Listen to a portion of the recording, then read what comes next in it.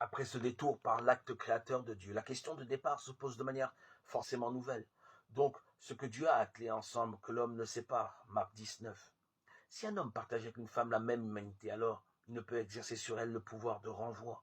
Inversement, si une femme est avec un homme une unique chair d'humanité, alors elle non plus ne peut exercer sur lui le pouvoir de renvoi. Qui renvoie sa femme et se marie avec un autre, il est adultère envers elle.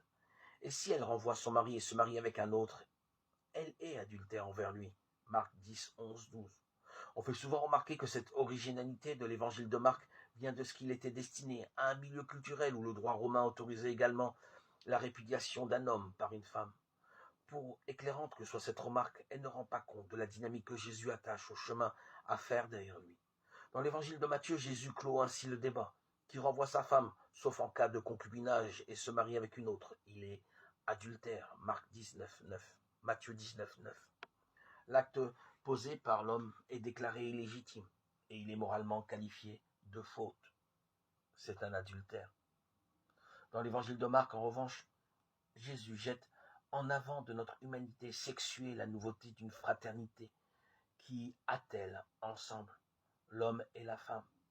Le mot adultère qualifie alors la blessure que porte à cette fraternité toute envie désordonnée de l'un envers l'autre. Dans cette perspective, la question n'est pas de savoir à partir de quand on est adultère ou à quelles conditions on peut prendre des libertés avec sa femme. Il convient de se demander si on est adultère envers quelqu'un